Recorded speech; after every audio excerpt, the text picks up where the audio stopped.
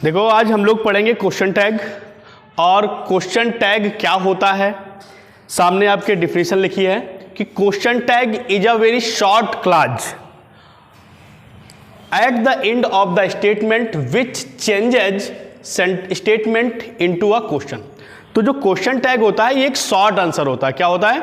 Short answer होता है जो किसी स्टेटमेंट के बाद में आता है। क्या होता है? जो किसी स्टेटमेंट के बाद में आता है और वो क्वेश्चन के रूप में बन जाता है और इसके लास्ट में हमेशा क्वेश्चन मार्क लगता है। ये भी खास बात है, क्वेश्चन मार्क हमेशा रहेगा। तो question tag is a very short clause at the end of the statement which changes the statement into a question. देखो ये क्वेश्चन टैग जो होता है ये होता क्या है, मैं आपको 5 स्टेप में पूरा सिखा दूंगा कि ये क्वेश्चन टैग होता क्या है। तो ध्यान से देखिएगा, समझिएगा क्वेश्चन टैग क्या होता है।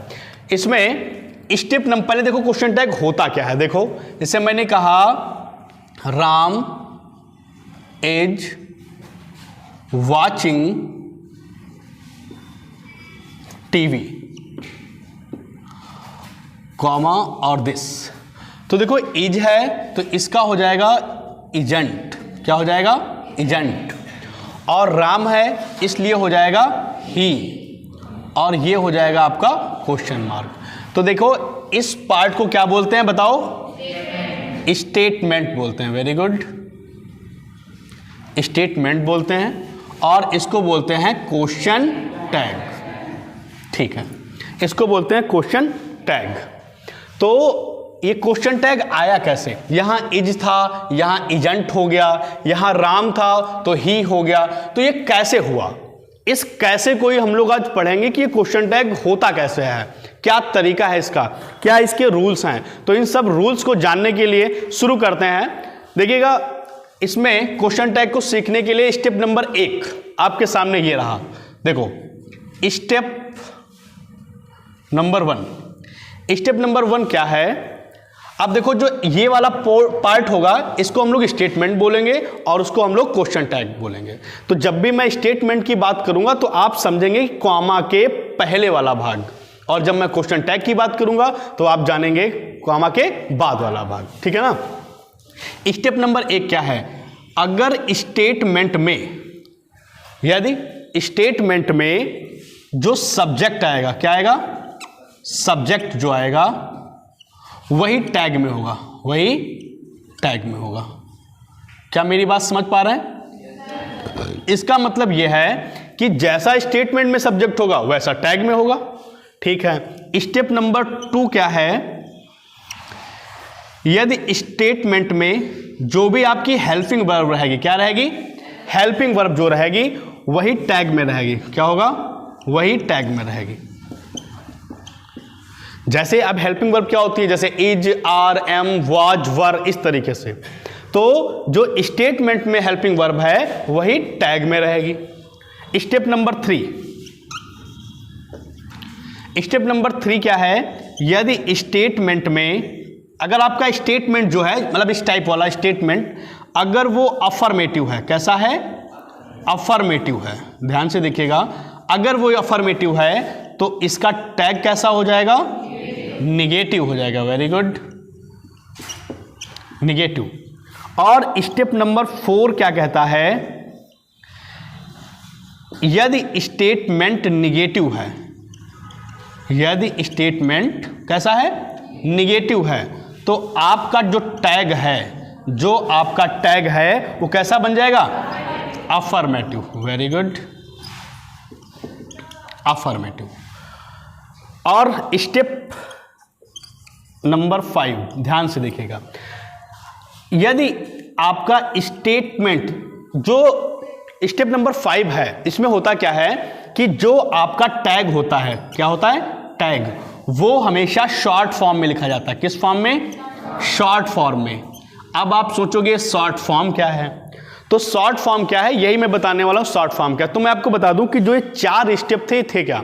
तो पहले स्टेप में हम लोगों ने सीखा कि अगर स्टेटमेंट में सब्जेक्ट जो है, अगर ही है, इट है, यू है, तो वो टैग में भी वही होगा। स्टेप नंबर 2 में सीखा हम लोगों ने, जैसी हेल्पिंग वर्ब इधर रहेगी स्टेटमेंट में, वैसी हेल्पिंग वर्ब रहेगी टैग में, ठीक है ना। स्टेप नंबर 3 हम लोगों ने सीखा, यदि स्टेटमेंट अफर्मेटिव है तो टैग कैसा हो जाएगा, निगेटिव हो जाएगा, और स्टेटमेंट अगर निगेटिव है तो वो अफर्मेटिव हो जाएगा। और उसके बाद मैंने आपको बताया कि जो टैग होता है वो शॉर्ट फॉर्म में लिखा जाता है। ये शॉर्ट फॉर्म क्या होती है, ध्यान से देखिएगा, देखिएगा ये शॉर्ट फॉर्म क्या होती है। शॉर्ट फॉर्म इसमें होता है इज प्लस नॉट, इसे बोलते हैं isn't, isn't. Are plus not इसे बोलेंगे aren't. Am plus not aren't हो जाएगा। तो याद रखिएगा, एम प्लस नॉट एमंट नहीं होता। एमंट ये होता है आपका यूएस लैंग्वेज में, जो अमेरिकन इंग्लिश है उसमें हम लोग एमंट करते हैं, लेकिन हम लोग ब्रिटिश वाले हम लोग बोलेंगे आरंट। क्या बोलेंगे, आरंट। उसके बाद में हैज प्लस नॉट, जिनका नहीं लिखा वो नोट करते चले साथ में, या फिर मैं टाइम दे दूंगा तब नोट कर लीजिएगा। हैजंट। हैव प्लस नॉट क्या हो जाएगा, haven't. Had plus not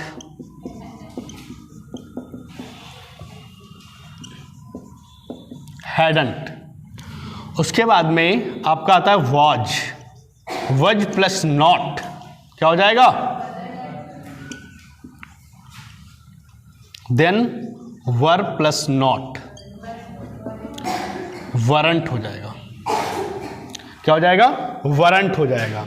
then आपका हो जाएगा विल प्लस नॉट, तो क्या हो जाएगा, वॉन्ट। इंपॉर्टेंट है ये बात, आप ध्यान रखिएगा, इसका विलंट नहीं होता, इसीलिए मैंने इसको रेक्टेंगुलर कर दिया। और एक ये वाला बहुत ही इंपॉर्टेंट है, आर एम प्लस नॉट होता है आपका आरंट। एक और देख लीजिए, shall plus not. Shall plus not बोले तो शांट, शांट। एक ये वाला। तो जो मैंने सर्किल किए हैं इन्हें आप विशेष रूप से याद करेंगे। जैसे जैसे इज प्लस नॉट बोले तो isn't, are plus not am plus not, हाँ आरंट रहेगा, ये खास बात है इसकी। Has plus not, have plus not, had plus not, was plus not, were plus not, will plus not क्या बन जाएगा, वॉन्ट, वॉन्ट। और शैल प्लस नॉट क्या बन जाएगा, शांट। तो ये होती है आपकी शॉर्ट फॉर्म। और इन शॉर्ट फॉर्म को बोलते क्या है, आप ध्यान रखिएगा, इन शॉर्ट फॉर्म को बोलते हैं कॉन्ट्रैक्शन फॉर्म। कॉन्ट्रैक्शन फॉर्म, ठीक है। तो ये शॉर्ट फॉर्म्स होती हैं, इनको हम लोग बोलते हैं कॉन्ट्रैक्शन फॉर्म। अब देखो तो यहां तक आपने सीख लिया कि स्टेप 5 क्या थे, उसमें आया कि टैग शॉर्ट फॉर्म में बनता है। ये शॉर्ट फॉर्म क्या होती है वो भी हम लोगों ने सीख ली। आई होप यहां तक समझ में आया, सबको समझ में आया, ठीक। इसके बाद देखो, अब मैं आपको सिखाता हूं क्वेश्चन टैग होता क्या है। ध्यान से देखो, एक एग्जाम्पल बता रहा हूं, आराम से देखो। Rita has done his her, Rita has done her work, comma, और यहां पे बनाएंगे हम लोग क्वेश्चन टैग। देखो ध्यान से, मैंने आपको सबसे पहले ये बताया था कि जो सब्जेक्ट यहां होता है वही सब्जेक्ट टैग में आता है। लेकिन आप विशेष बात एक याद रखना कि अगर सब्जेक्ट आपका जो है फेमिनाइन है ना, कोई लड़की है, स्त्रीलिंग है, तो उसके लिए हम सी का यूज करते हैं। क्या यूज करते हैं, सी। अगर यहां कोई पुरुष होता तो ही यूज करते हैं। तो मेन बात हो गई, अगर कोई मैस्कुलाइन होगा तो हम लोग ही यूज करेंगे, और फेमिनाइन होगा तो हम लोग सी यूज करेंगे। जैसे रीता है तो इसके लिए हम लोग यूज करेंगे सी। क्या यूज करेंगे, सी। और मैंने कहा था जो वर्ब यहां होती है वही वर्ब टैग में आती है। दूसरी खास बात, क्या सेंटेंस, अब आपको देखना क्या है, सेंटेंस आपका अफर्मेटिव है कि निगेटिव है, अफर्मेटिव है। अगर इधर अफर्मेटिव है तो इधर कैसा होना चाहिए? निगेटिव होना चाहिए। तो हैज प्लस नॉट क्या बन जाएगा? हैजंट। क्या हो जाएगा? हैजंट सी। और एक चीज और बच रही है, इसके लास्ट में हमेशा क्या होगा? क्वेश्चन टैग, क्वेश्चन मार्क, ठीक है ना? तो इसके लास्ट में हमेशा क्वेश्चन मार्क होगा और इस तरीके से आपका बन गया है क्वेश्चन टैग। तो Rita has done her work, तो इसका क्वेश्चन टैग क्या बनेगा? हैजंट सी। एक और देख लीजिए आप, Ram is reading a novel, और इसका क्वेश्चन टैग, अब ये राम है तो राम का क्वेश्चन टैग क्या हो जाएगा? ही हो जाएगा। वेरी गुड, ये हो जाएगा ही। और इज है, अच्छा एक और खास बात, ये इज है ना, तो इस स्टेटमेंट देखो, पहले स्टेटमेंट अफर्मेटिव है कि निगेटिव? अफर्मेटिव है, तो इसका मतलब क्या हो जाएगा? निगेटिव। तो इजंट, इजंट। और ये रहा आपका क्वेश्चन मार्क। आई होप यहां तक सबको समझ में आया होगा, ठीक है ना? जिन लोगों ने नोट नहीं किया जल्दी से नोट कर लो, फिर आगे बढ़ते हैं जल्दी से।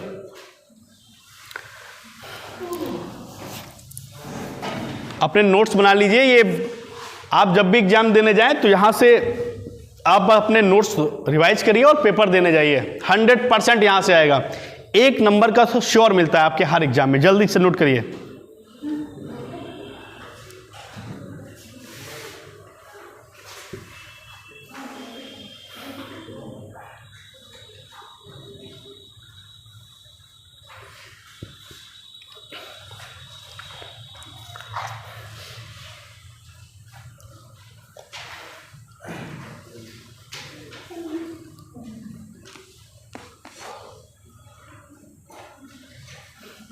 चलिए आगे बढ़ते हैं। सबका हो गया? आप लोगों का हो गया? हो गया, ठीक। तो ये हम लोगों ने इंट्रोडक्शन जाना कि क्वेश्चन टैग क्या होता है, क्वेश्चन टैग की डिफिनीशन जानी, क्वेश्चन टैग कैसे बनता है, इसके सारे नियम जाने। अब देखो ये जो इंट्रोडक्शन था, इस तरीके से हम एक तरीके से प्रॉपर वे जो होता है क्वेश्चन टैग बनाने का, वो सब हम सीख चुके हैं। और अब इसके हम लोग कुछ इंपॉर्टेंट रूल देखते हैं। ध्यान से देखिएगा, रूल नंबर 1, इसको मैं रफ कर रहा हूं फिर।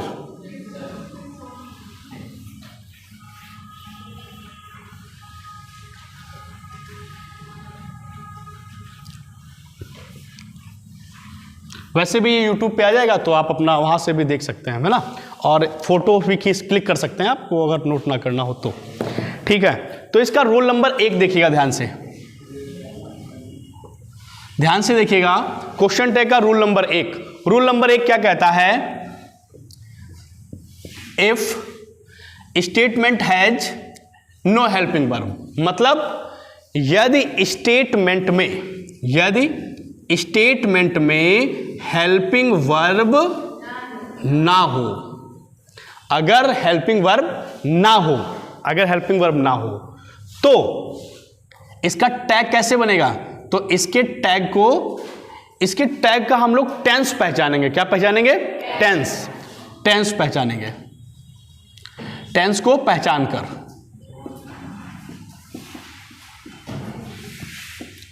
तो यदि स्टेटमेंट में हेल्पिंग वर्ब ना हो तो टैग हम लोग कैसे बनाएंगे? पहले तो हम टेंस को पहचानेंगे और देन उसके बाद टैग बनाएंगे। अच्छा एक और इसकी खास बात है, अगर हेल्पिंग वर्ब नहीं है तो क्या क्या कंडीशन हो सकती हैं? हो सकती है सिंपल प्रेजेंट हो, वो क्या हो? वो सिंपल प्रेजेंट हो सकता है। वो सिंपल प्रेजेंट में हम लोग क्या यूज करते हैं बताओ? एस या ईएस। बात नहीं करिए। जब सिंपल प्रेजेंट होगा तो उसमें हम एस या ईएस यूज कर सकते हैं। अगर वो सिंपल पास्ट होगा तो हम लोग वर्ब की सेकेंड फॉर्म यूज करते हैं, है ना?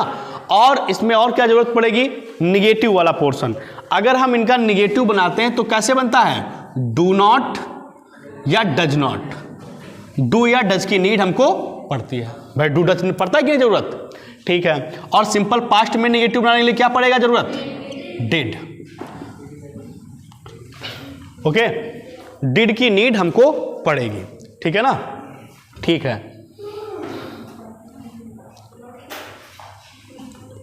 देखो ध्यान से, अब ये नियम आपको समझ में आ गया होगा कि अगर स्टेटमेंट में हेल्पिंग वर्ब ना हो तो टैग को हम लोग कैसे बनाएंगे, टेंस को पहचान कर। और टेंस हो सकता है या तो सिंपल प्रेजेंट में हो सकता है या सिंपल पास्ट में हो सकता है। एक एग्जांपल देख लीजिए, he goes to school, he goes to school daily, और यहां पे टैग बनाना है। अब ध्यान से देखिएगा, क्या इसमें हेल्पिंग वर्ब है? नहीं है। तो जब हेल्पिंग वर्ब नहीं है तो हमें स्टेटमेंट पहचान कर बनाना होगा। अब आप स्टेटमेंट को पहचानो। हमें मिल गया गोज, क्या मिल गया? गोज। बात समझ में आ रही सबको? कोई दिक्कत? ठीक। गोज ये कौन सा टेंस है? Simple present. अगर सिंपल प्रेजेंट है तो कौन सा टेंस होगा? ये डू या डज यूज करेंगे इसमें, है ना? ठीक। क्या ये सेंटेंस अफर्मेटिव है? देखो, क्या ये अफर्मेटिव है? हाँ है। अगर ये अफर्मेटिव है तो टैग कैसा रहेगा? निगेटिव रहेगा। टैग निगेटिव रहेगा। ठीक है, अब बनाते हैं टैग। सबसे पहले स्टेप में हम लोगों ने यही सीखा था कि जो सब्जेक्ट होता है वही यहां आता है, ही। गोज। अब ये बताओ, ही के साथ निगेटिव में क्या लगता है? डू या डज? डज। और ये अफर्मेटिव है तो ये निगेटिव, तो डज प्लस नॉट क्या हो जाएगा? डजंट। डजंट ही, और ये क्वेश्चन मार्क। सारे नियम देखो, जो सब्जेक्ट यहां होता है वो सब्जेक्ट यहां होता है। हेल्पिंग वर्ब नहीं दी होती है तो हम टेंस पहचानते हैं। सिंपल प्रेजेंट निकला, सिंपल प्रेजेंट का टैग क्या बना जाके? डजंट ही। क्या सबको समझ में आया? ठीक है, एक और देख लीजिए इसका। एक और लिखिए, शी टोल्ड मी अ लाई। अब आप लोग बता दो, शी टोल्ड मी अ लाई, इसका टैग क्या बनेगा बताओ? बिल्कुल सही। टोल्ड को देखकर आप समझ गए ये वर्ब की सेकेंड फॉर्म है, तो होना चाहिए क्या? डिड। और ये अफर्मेटिव था इसीलिए उधर हो जाएगा डिडंट। डिडंट। और यहां पर सब्जेक्ट सी है तो सब्जेक्ट कैसा होगा? सी। और ये आपका क्वेश्चन है। क्या रूल नंबर 1 सबको समझ में आया?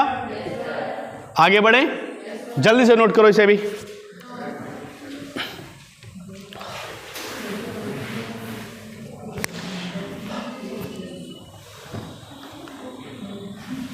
एक और बताओ। अच्छा, एक और बता दीजिए मुझे, अभी कुछ लोगों को कम समझ में आया। और देखो ध्यान से, बात नहीं, बात कोई नहीं करेगा। देखो, ही विल हेल्प मी। अब इसका बताओ, कौन बताएगा tag? He will help me, क्या हो जाएगा? हाँ, आप इसको देखो, एक तो ये अफर्मेटिव सेंटेंस है। कैसा है? अफर्मेटिव। तो आप विल का निगेटिव विलंट मत बनाइएगा। विल का क्या बनता है? वोंट। ये देखो, विल का बनता है वॉन्ट, तो ये हो जाएगा वोंट। वोंट, और जो सब्जेक्ट था ही, तो इसे भी हम यहां ले आएंगे, और ये आपका क्वेश्चन मार्क। सबको समझ में आ गया? रफ कर दें।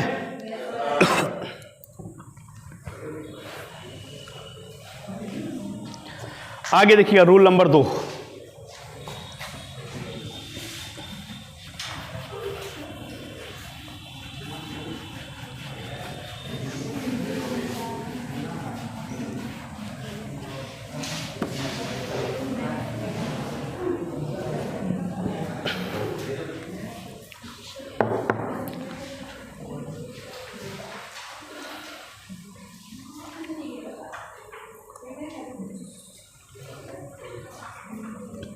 ध्यान से देखिएगा, रूल नंबर 2।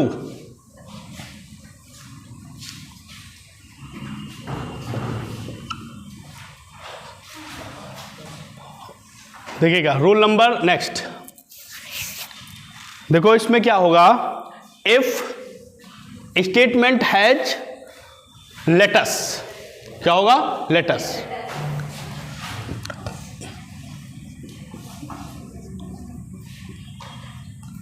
यदि स्टेटमेंट में आपका आएगा लेटस, क्या आएगा? लेटस। अगर आपके स्टेटमेंट में आ गया है लेटस, तो इसका टैग कैसे बनेगा?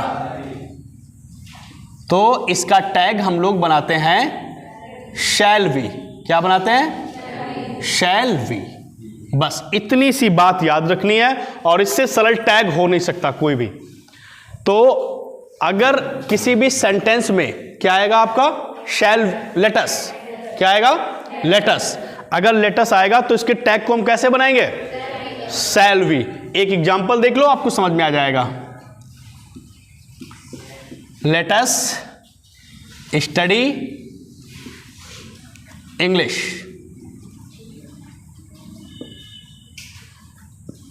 अब कुछ नहीं करना इस वाले सेंटेंस में। देखो, लेटस स्टडी इंग्लिश। अब आप बताओ इसका टैग क्या हो जाएगा?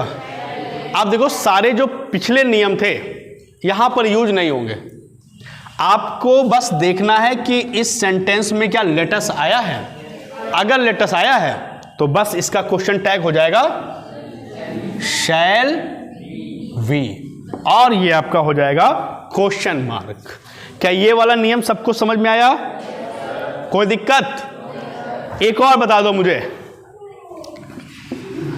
Latus go for a movie.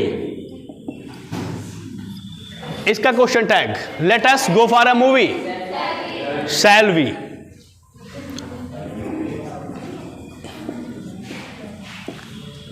I hope rule number 2 भी आपको समझ में आया होगा। तो पहला नियम ये था, बात नहीं करिए। पहला नियम ये था कि अगर हेल्पिंग वर्ब नहीं दी है तो हम लोग टेंस को पहचान कर बनाते हैं। और दूसरा नियम हम लोगों ने ये पढ़ा कि अगर स्टेटमेंट में लेटस आया है, क्या आया है? लेटस आया है, तो उसका question tag shall we, shall we, shall we बनाएंगे। आगे देखिएगा रूल नंबर 3। रूल नंबर 3 ये है,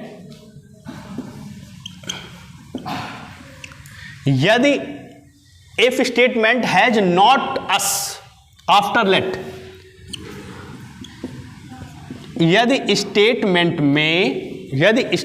में लेट के बाद, after let has not us, let के बाद अस ना दिया हो, लेट के बाद अस ना दिया हो, तो इसका टैग क्या बनाते हैं? हाँ जी, तो इसका टैग बनाते हैं विल यू। ये भी बहुत आसान है, ठीक है ना। तो स्टेटमेंट में अगर लेट के बाद अस नहीं दिया है, मतलब यह है कि लेट ही दिया हो। क्या दिया हो? लेट दिया हो, तो इसका टैग क्या बनाते हैं? हाँ, विल यू। क्या बनाते हैं? Will you. जैसे एग्जाम्पल नंबर 1 देखिएगा ध्यान से। Let him go, let him go there. और इसका क्या बनेगा टैग बताओ? Will you. बस हमें देखना क्या है, अगर सेंटेंस में लेट आया है तो बिना सोचे समझे इसका टैग हम लोग क्या बना देंगे? Will you, will you. और ये क्वेश्चन मार्क मत भूलिएगा, ठीक है ना। ठीक है, एक और पूछूं मैं आपसे। मुझे बताओ, लेट मी स्पीक। नहीं समझ में आया, मैं पूछ रहा हूं आपसे। Let me speak English, will you? बस विल यू कहो आप। लेट शब्द आएगा तो आपके मुंह से एक ही बात निकलेगी, क्या? Will you. एक और, एक मुझे बता दो, let him do this. Let him do this, तो क्या बनेगा? Will you. क्या बनेगा? कितना आसान है क्वेश्चन टैग। समझ में आ रहा है कि नहीं आ रहा है? कोई दिक्कत? ठीक, नोट करते रहिए।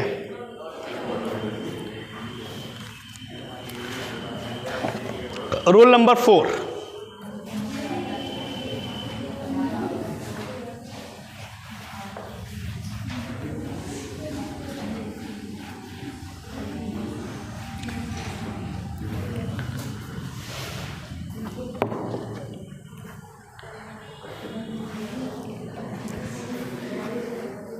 देखो रूल नंबर 4 क्या कहता है, नोट हो गया आपका?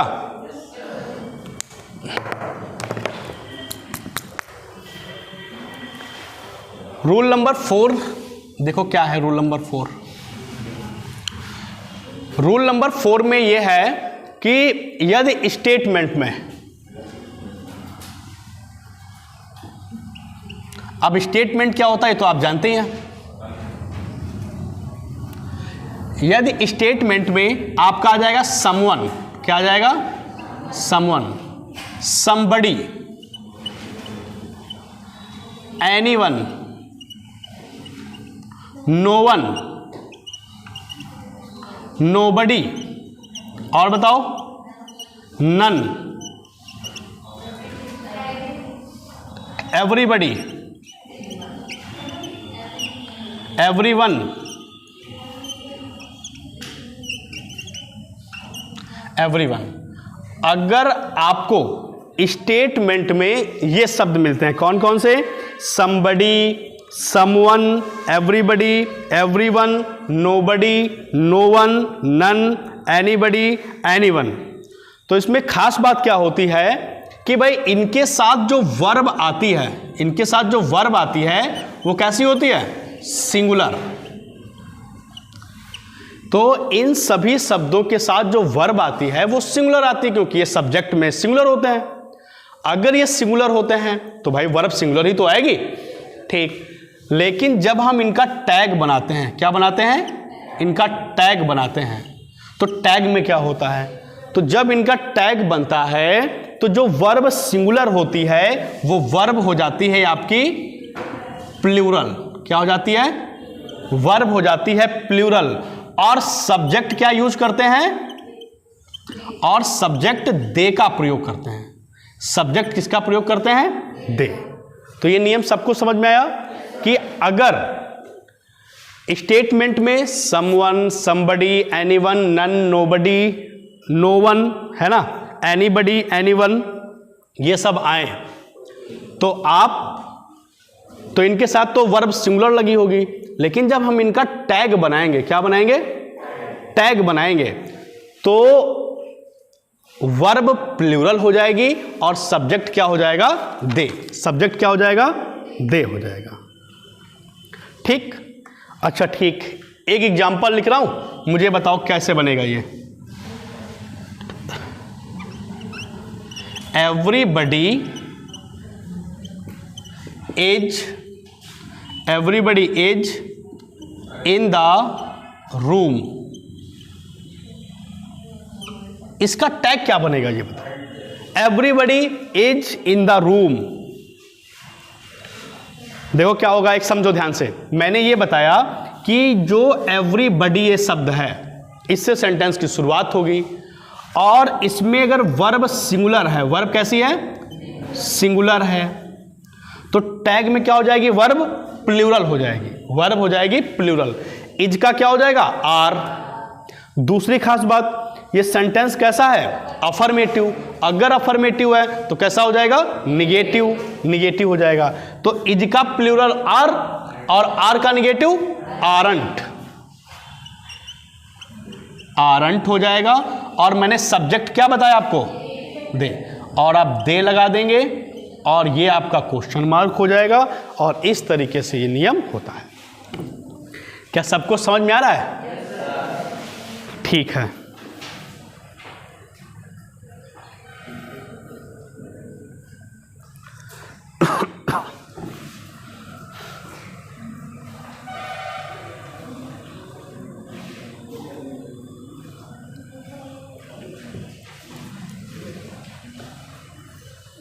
एक और एग्जाम्पल नंबर 2, मैंने बोला anyone anyone can clear the assessee exam, ये आप लोग बना के दिखा दो मुझे। मैंने बोला anyone can clear the assessee exam, तो क्या बनेगा? बताओ बताओ जल्दी बताओ। Can't they. अच्छा, क्यों कांट दे? हाँ, ये कांट दे क्यों बनाया? एक एक लोग हाँ बताओ। ये अफर्मेटिव है, ठीक है। अफर्मेटिव निगेटिव हो जाएगा क्या? जो हेल्पिंग वर्ब होती है। तो ये अफर्मेटिव सेंटेंस था, तो कैन का निगेटिव क्या हो जाएगा? Can plus not equal to can't. Can't. और मैंने बताया कि सेंटेंस में anyone, everybody, anyone, no one, none, everybody, some, somebody, ये आएगा तो हम लोग क्या करेंगे? दे लगा देंगे। सब्जेक्ट क्या लगा देंगे? दे लगा देंगे। और ये रहा आपका क्वेश्चन मार्क। इस तरीके से ये भी रूल होता है फिनिश। क्या आपको यहां तक कोई भी समस्या है? बताओ, आगे बढ़े? ठीक है। Rule number next.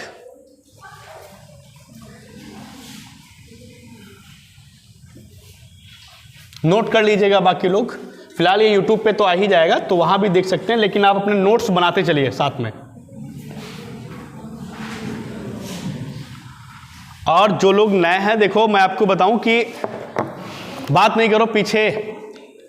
क्यों नहीं मान रही हो? हैं? फोन ना चलाओ। आपसे मैंने नहीं पूछा, समझे? देखो, एक फॉर्म इस समय ट्रेंड में है, एसएससी CHSL 10+2। लड़कियों के लिए बिल्कुल फ्री है, लड़कों के लिए मात्र 100 रुपए का है।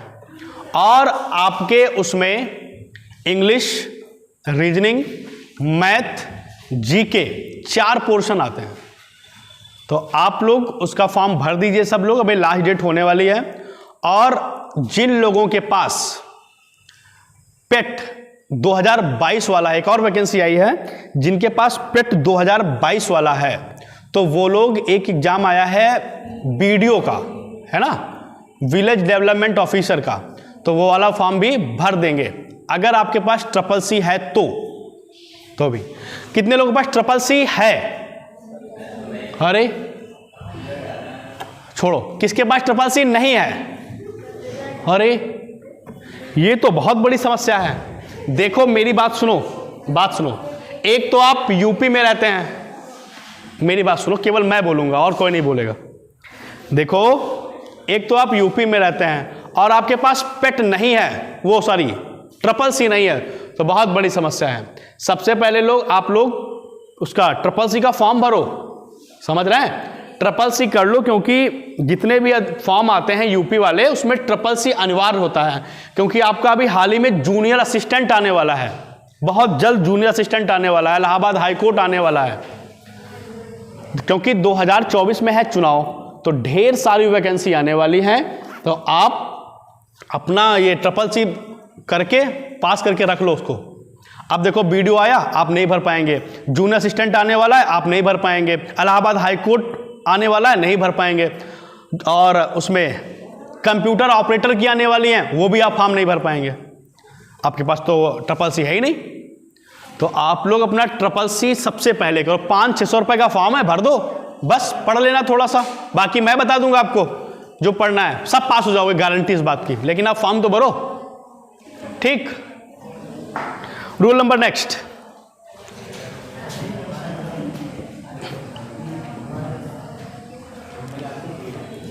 हाँ देखो, ये सब काम की चीजें हैं। देखो ये CCC वगैरह, इन्हें सबसे पहले आप करिए, ठीक? शुरू करते हैं। देखो रूल नंबर 5 क्या है? रूल नंबर 5 ये है कि यदि स्टेटमेंट में, किसमें? स्टेटमेंट में आपका शब्द आया है हार्डली। क्या आया है? हार्डली। शब्द आया है स्कार्सली, नेवर, सेल्डम, नो, इस तरीके से। अगर आपके स्टेटमेंट में हार्डली आ गया है, स्कार्सली आ गया है, सेल्डम आ गया है, नेवर आ गया है, नॉट आ गया है, रेयरली आ गया है, बेयरली आ गया है, इस तरीके से, रेयरली, ये सारे शब्द। अच्छा, आपको ये पता होगा ये हार्डली क्या होता है? मुश्किल से, स्कार्सली मुश्किल से, नेवर कभी नहीं, सेल्डम कभी कभी, नो नहीं, रेयरली मुश्किल से। तो देखो आप, हार्डली मुश्किल से, मैं कह रहा हूं पिंकी मुश्किल से स्कूल जाती है, Pinky hardly goes to school, मैं कह रहा हूं पिंकी मुश्किल से स्कूल जाती है, तो इसका मतलब क्या है? वो स्कूल नहीं जाती है।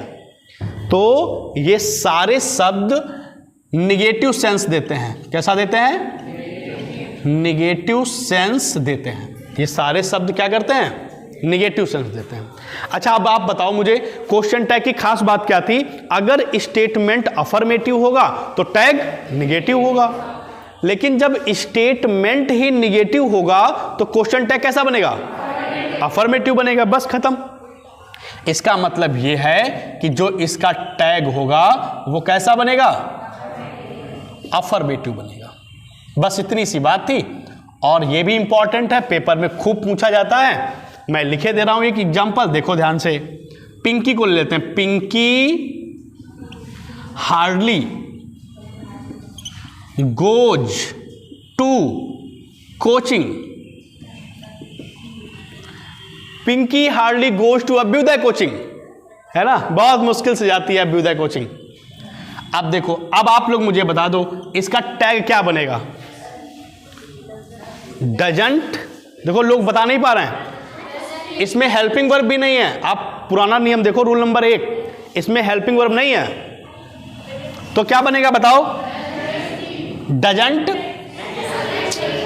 Doesn't see. हाँ, क्योंकि हार्डली निगेटिव सेंस दे रहा है, इसीलिए इसका टैग अफर्मेटिव बनेगा और हमें कहना पड़ेगा डज, डज शी। सही? कुछ गलत है क्या अभी? बिल्कुल, क्वेश्चन मार्क।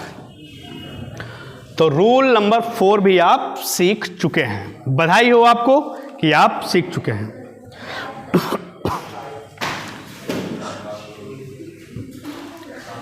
अच्छा, आगे बढ़ते हैं। रूल नंबर 5, 6, जो भी हो,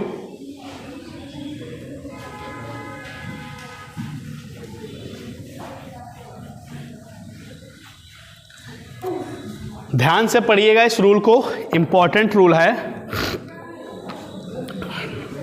अच्छा, इतना आप सीख गए हैं ना? इतना तो आप सीख ही गए हैं, तो ठीक है। एक मुझे बता दो जरा, पहले एक एग्जाम्पल मुझे बताओ, मैं पूछ रहा हूं आपसे। You have cleaned your car. जल्दी से बताओ अगर आप सीख गए। अफर्मेटिव है क्या? तो कैसा बनेगा? निगेटिव। हैव का क्या हो जाएगा? हैवंट। और यू का? यू। और question mark?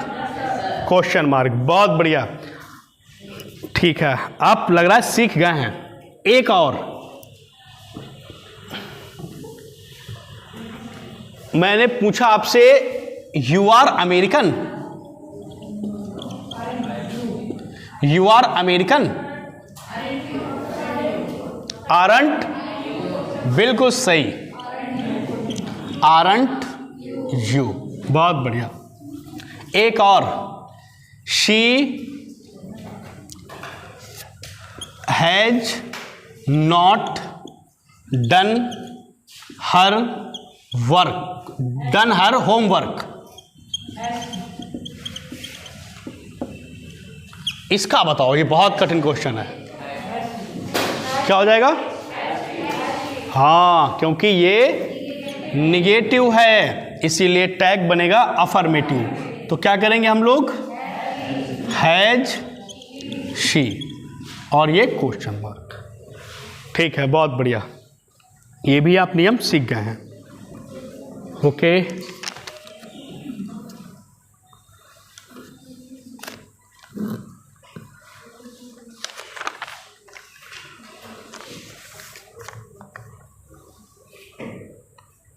Roll number next, मिटा दूं इसे?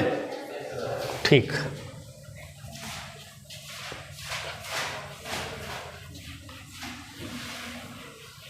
सबको समझ में आ रहा है? बताओ।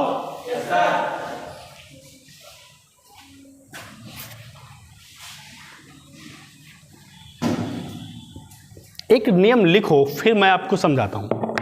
लिखो रूल नंबर 6। 6 है ना कि 7?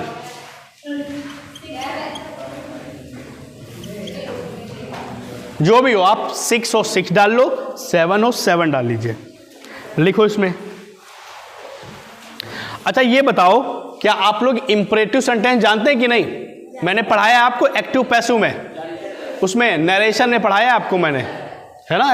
इंपरेटिव क्या होते हैं? इंपरेटिव, हाँ, जिसमें हमको आदेश, है ना, आज्ञा, रिक्वेस्ट, कमांड, एडवाइस, इन सब की जानकारी मिलती है, तो वो कहलाते हैं आपके इंपरेटिव सेंटेंस। लिखो जरा एक, लिखो,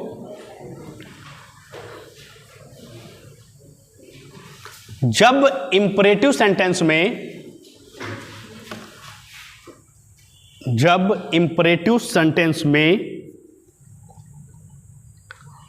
कोई नाराजगी जाहिर करनी हो तो, जब इंपरेटिव सेंटेंस में कोई नाराजगी जाहिर करनी हो तो, हो, कॉमा,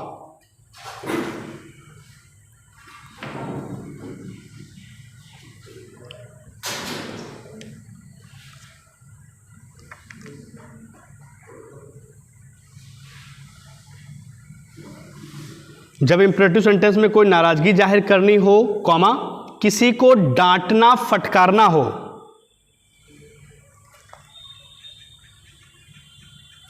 डांटना फटकारना हो,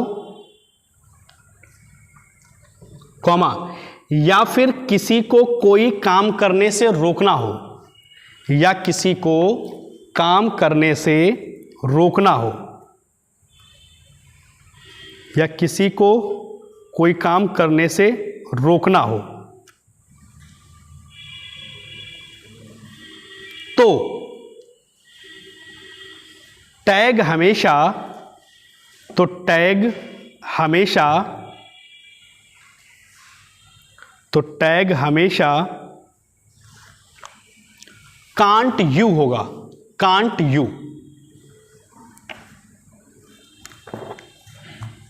तो टैग क्या होगा? कांट यू होगा।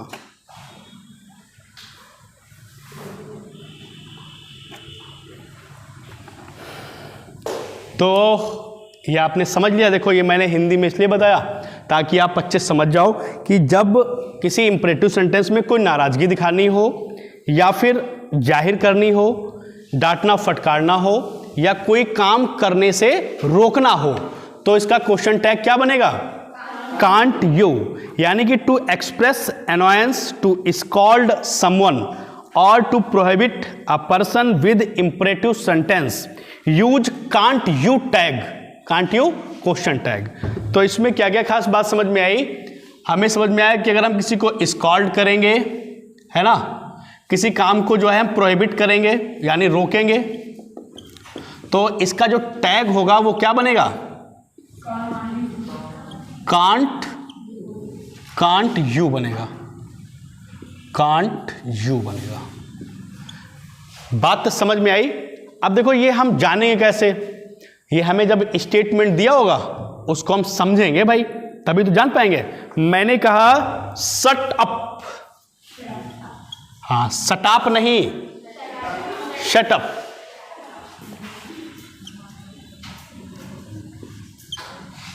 दिस, अब मैंने कहा शट अप यानी अपना मुंह बंद करो, चुप रहो, यही तो मैंने बोला।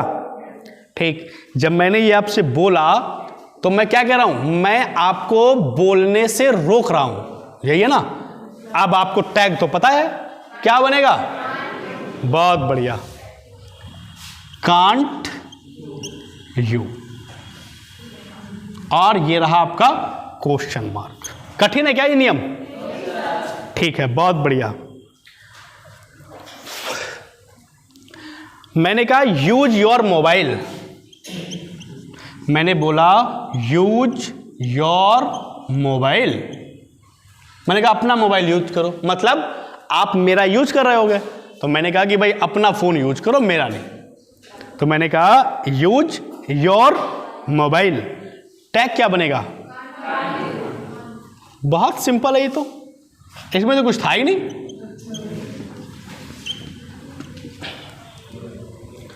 ठीक है, बहुत बढ़िया, सब समझ में आ गया।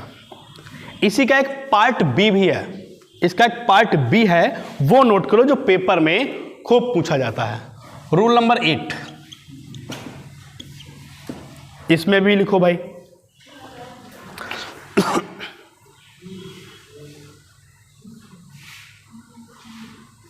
बोले?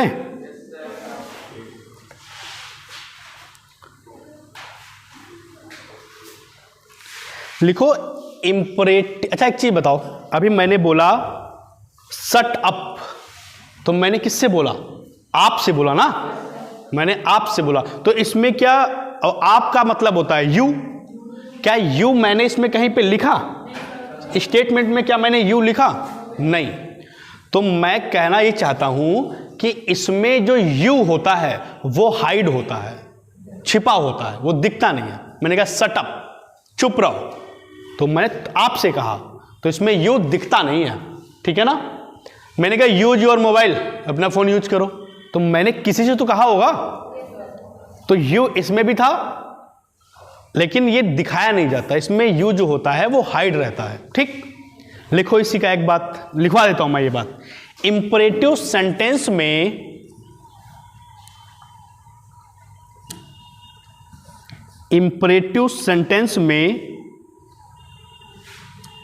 सब्जेक्ट हमेशा सेकंड पर्सन होता है।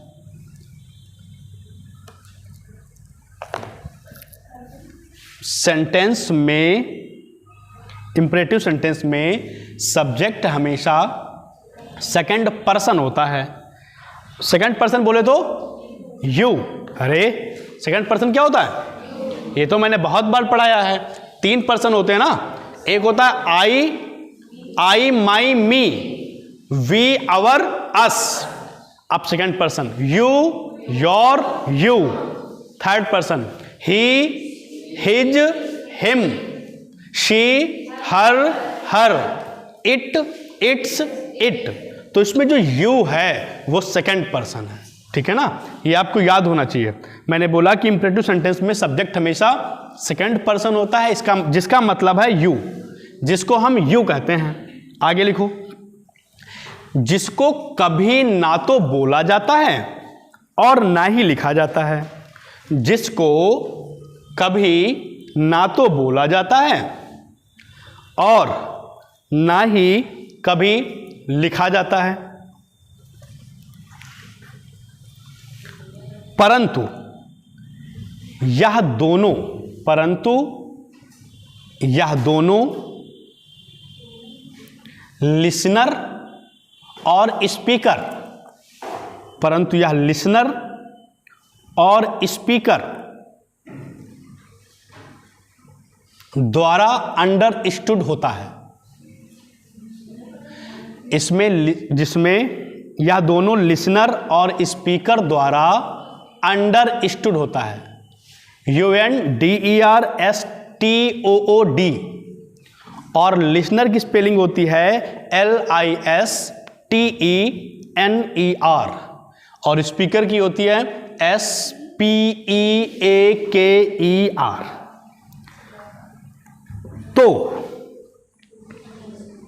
इसका टैग हमेशा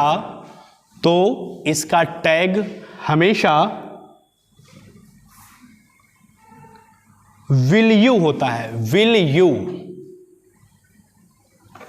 विल यू या वॉन्ट। जैसे अगर हमारे निगेटिव से हम बनाएंगे तो हमें विल यू कहना पड़ेगा, है ना।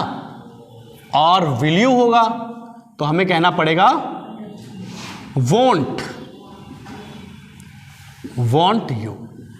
तो इसका टैग हमेशा विल यू या वॉन्ट यू होता है। नियम समझ में आया कि नहीं? अच्छा, मैंने बोला है the subject of imperative sentence is always the second person you. यही तो बोला मैंने कि इंपरेटिव सेंटेंस में सब्जेक्ट हमेशा सेकेंड पर्सन होता है, यानी कि you. So the subject is not generally said और written but it is understood to both speaker and listener, दोनों के द्वारा समझ।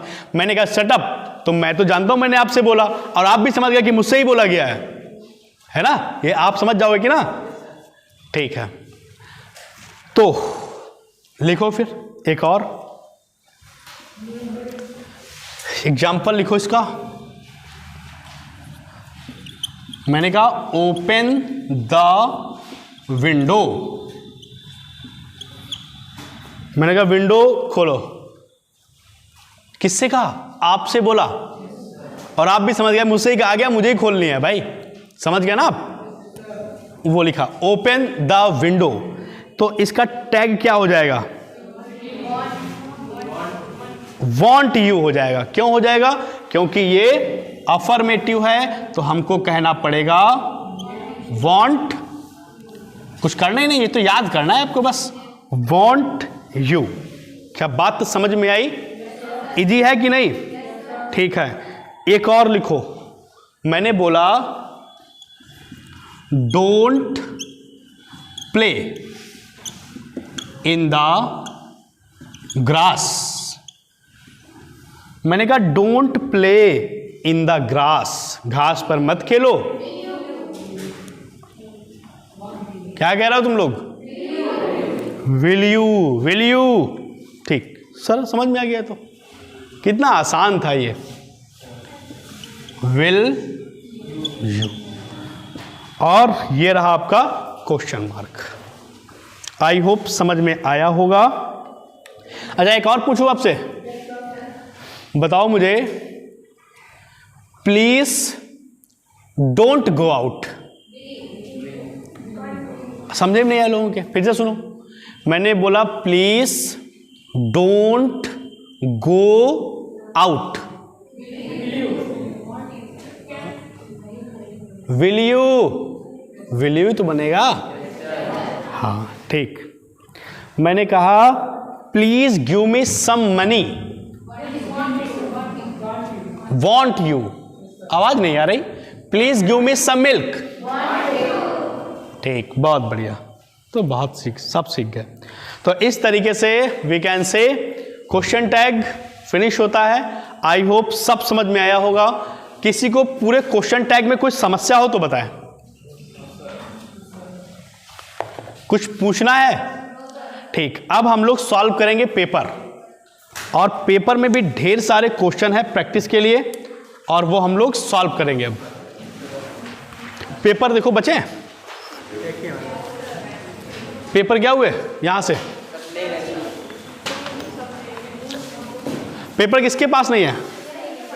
तो है, फिर नहीं देखना नहीं है। आपका कहाँ है? नहीं है।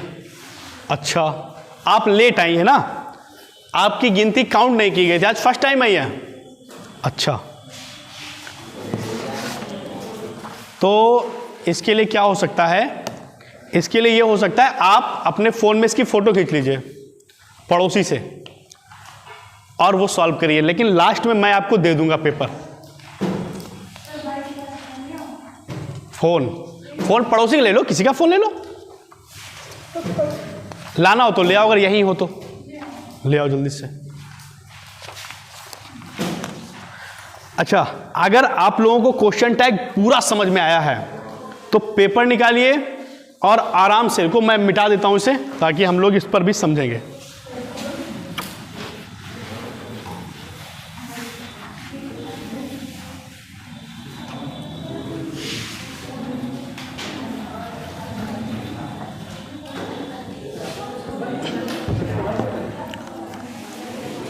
कितना टाइम हुआ अभी?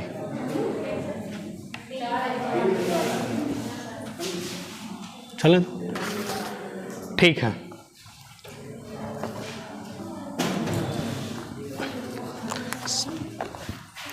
फोटो खींचो, जल्दी से, बात नहीं करो, बात नहीं करो, जल्दी से फोटो खींचो, पेपर सॉल्व करना है अभी।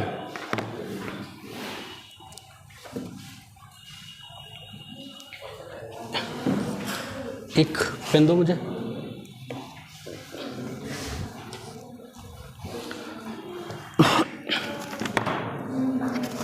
जल्दी से बात नहीं करिए, पेपर सॉल्व करिए।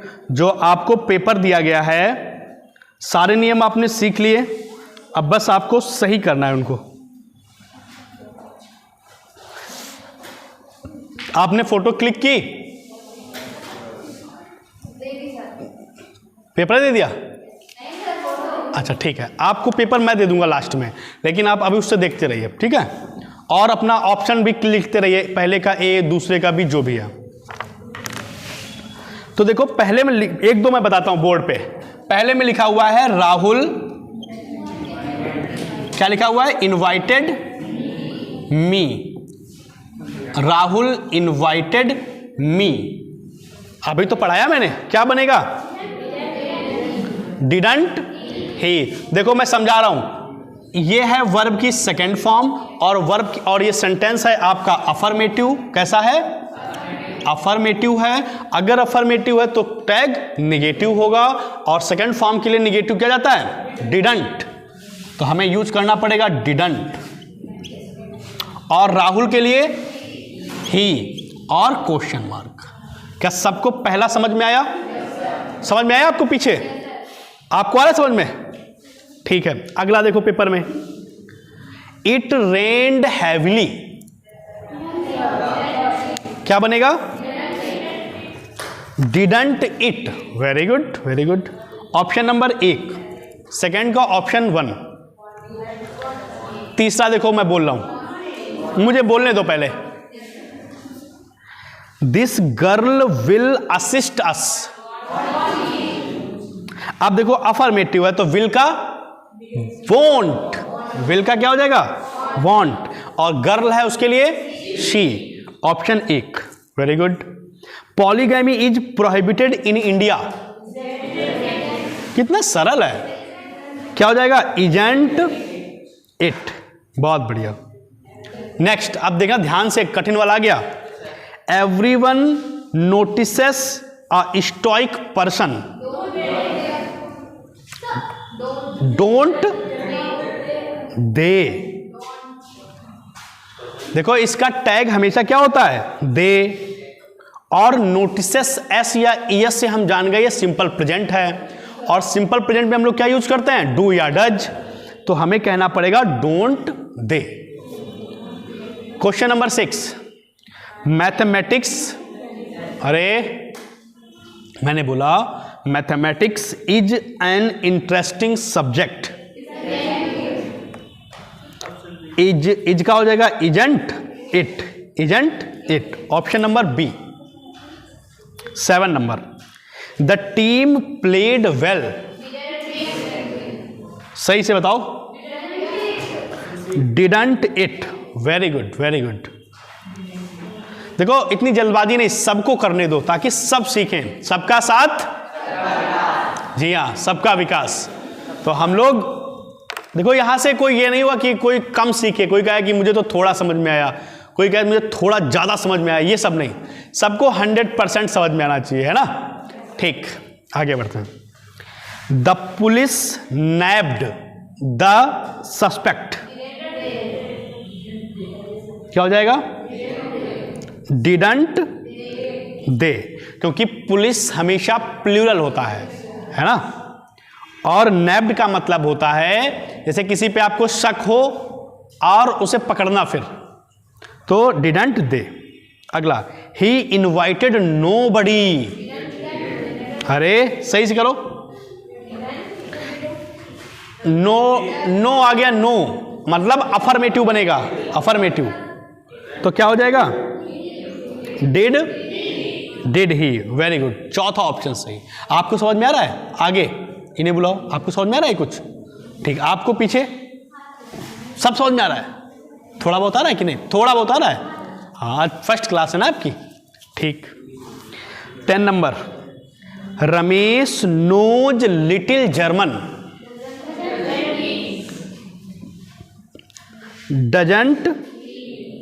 डजंट ही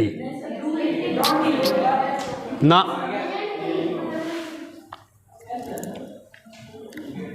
अब मैं आपको बताऊं एक खास बात। देखो, 3 चीजें होती हैं। एक होता है लिटिल, देखो ध्यान से, ये मैं पढ़ा चुका हूं आपको एडजेक्टिव में। एक लिटिल, एक आ लिटिल, और देन द लिटिल। लिटिल का मतलब होता है ना के बराबर, ना के बराबर, नथिंग। इसका मतलब कुछ नहीं। कहा कि वो लिटिल जर्मन जानता है, मतलब वो जर्मन नहीं जानता है। मेरी बात समझ पाए? वो जर्मन नहीं जानता है। तो इसका लिटिल का मतलब क्या निकल रहा है? Negative sense. क्या निकल रहा है? Negative sense. और आ लिटिल का मतलब क्या होता था? पर्याप्त, यानी इनफ। और द लिटिल का मतलब सब, टोटल। यही तो होता था ना। ठीक है, अब देखो, समझो इसको। रमेश नोज लिटिल जर्मन, मतलब रमेश जर्मन ना के बराबर जानता है। अब जब निगेटिव पहले ही आ गया तो उधर कैसा हो जाएगा? अफर्मेटिव। तो अफर्मेटिव में क्या बनाएंगे? Does he. बहुत अच्छे। 11, द बुक्स इन दिस अलमीरा विल बी सोल्ड। अब विल है, विल का क्या हो जाएगा? वोंट। अब वोंट लिखा कहां है लेकिन? सी ऑप्शन में। बिल्कुल सही जवाब। ठीक है, आपको सब समझ में आ रहा है, ये मैं मान के चल रहा हूं। बताओ कोई दिक्कत? 1 to 11। ठीक। अब 12 to 22 आपके पास 5 मिनट, आप जल्दी से सॉल्व करो, मैं मैच कराऊंगा। अपने हिसाब से करो, करो जल्दी से। बात नहीं, आवाज बिल्कुल भी नहीं। कर लो, पेपर सॉल्व कर लो बिटिया।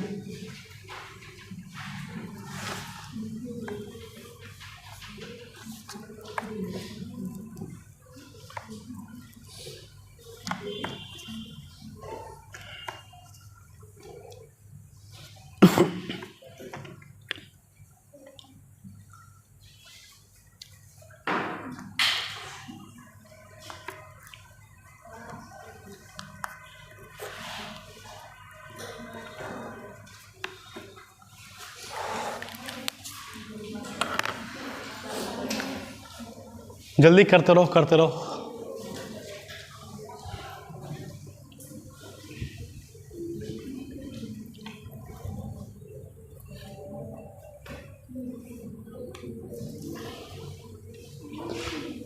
पेपर सॉल्व करो। हो गया? ठीक।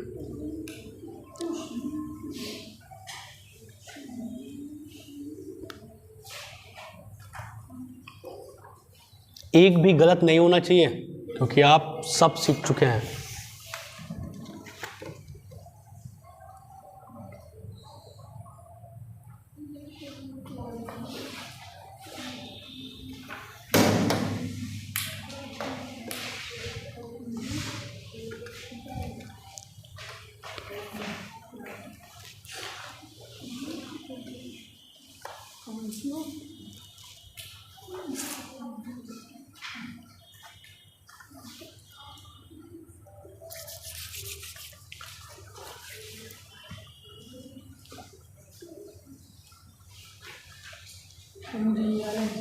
अभी बताऊंगा मैं, अभी आप करो, मैं समझाऊंगा आपको।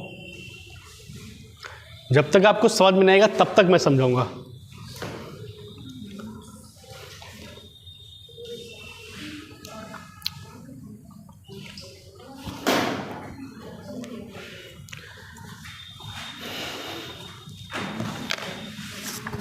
चलिए मैच करते हैं।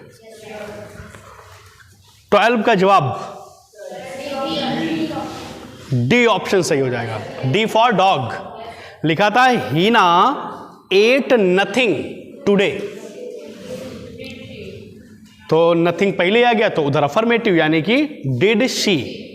13 का जवाब बी फॉर बंदर, ठीक है। Sanjeev and Rajesh are not careless, तो आर का हो जाएगा आर, क्योंकि आर नॉट लिखा है उसमें, निगेटिव तो है ही, अफर्मेटिव चाहिए हमको, तो आर और दो लोग हैं तो they, option B. 14 A, very good. Should का हो जाएगा शुडंट, वन तो वन, ऑप्शन एक, वेरी गुड। 15 का जवाब बी, बी फॉर बंदर, very good. He could be allowed to take the packet, तो आपने बनाया couldn't he be, very nice. 16 A, अरे वाह, सब सही है। The student violated the rules, didn't they, बहुत अच्छे। 17 देखो फिर आ गया, अब लिटिल कैसा होता है, निगेटिव, ना के बराबर। अब पेपर में यही आएगा और लोग कर देंगे क्या, इजेंट कर देंगे, लेकिन आप अब नहीं करेंगे, क्योंकि लिटिल का मतलब क्या है, ना के बराबर, लिटिल का मतलब ना के बराबर, वेरी गुड, सी ऑप्शन। 18 का जवाब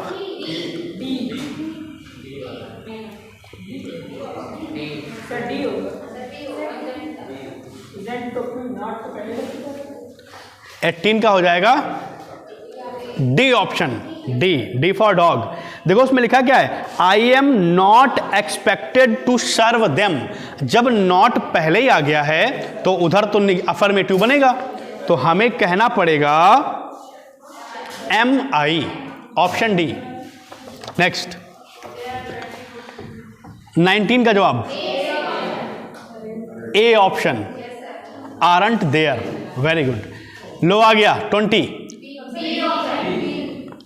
का बी, अच्छा। प्लीज मेक इट क्लियर, कृपया इसे स्पष्ट करें। तो बताओ मैंने इसका क्या होगा सही जवाब, मैंने अभी पढ़ाया है, मैंने कहा था please give me some milk, तो आपने क्या बनाया था, विल यू। विल यू है नहीं, अब विल है नहीं तो क्या बनाएंगे नहीं, कांट यू क्यों कह देंगे,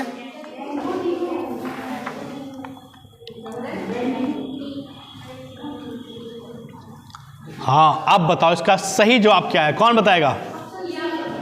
हाँ देखो इसका सही वैसे जवाब होना चाहिए था विल यू।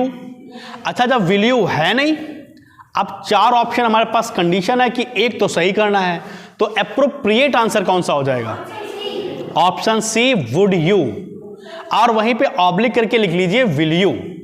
अगर आप इसका मान लो ये छपा हुआ है, लेकिन अगर ऐसा ना मिले तो बिल्कुल जो सही आंसर है इसका हो जाएगा विल यू, लिख लो वहां पे, वुड यू के पास लिख लो विल यू, सही होगा। 21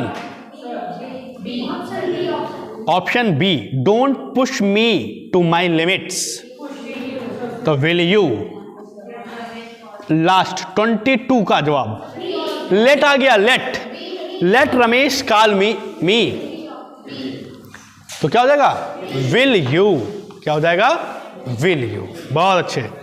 किसी का भी एक भी नहीं गलत है, बहुत अच्छे। किसी का कुछ गलत निकला, चलो एक गलत है कोई बात नहीं, लेकिन अब एक बार रूल घर में पढ़ेंगे और फिर रिवाइज करते रहेंगे, हर मतलब 15 दिन में एक बार तो रिवाइज करना ही करना है, आप जो भी पढ़ें, ठीक है ना, ठीक है। तो क्वेश्चन टैग होता है फिनिश।